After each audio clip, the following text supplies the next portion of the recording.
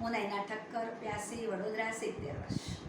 આજે પર્યાવરણ દિનની હરિયાળી શુભેચ્છાઓ મારી રચના અત્રે પ્રસ્તુત કરવા જઈ રહી છું.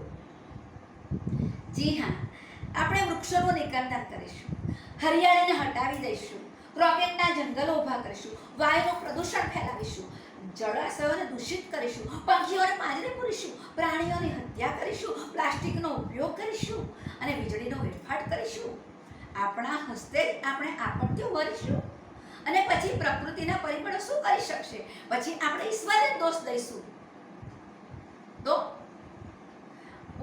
પોષણ કરનારું શોષણ કરીશું. ક્યારે જાગીશું? હવે નહીં તો ક્યારે જાગૃત થઈશું? હે માનવ, સમજો, જાગો, વિચારો, અનુસરો અને પ્રકૃતિનું સંવર્ધન અને સંરક્ષણ કરો. આપણે પ્રકૃતિને બચાવીશું તો પ્રકૃતિ આપણને બચાવશે. આપણે પ્રકૃતિને જીવાડીશું તો એ આપણને જીવાડશે. કેટલા સ્વચ્છંદી બનીશું, કેટલા સ્વાર્થી બનીશું, માત્ર ઉપભોગ જ કરીશું કે ક્યારેક કૃતજ્ઞતા પણ વ્યક્ત કરીશું? જાગો, આજે આપણે પ્રણ લઈએ. લીલાછમ થવું છે તો આજે આપણે પ્રણ લઈએ.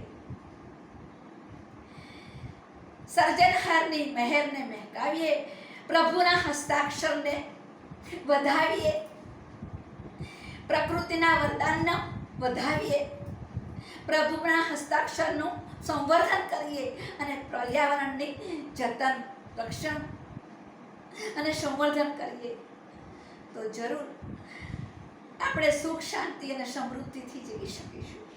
હરિયાળી ક્રાંતિ આપણે જ લાવવી પડશે. આપણી સુરક્ષા આપણા જ હાથમાં. અસ્તુ.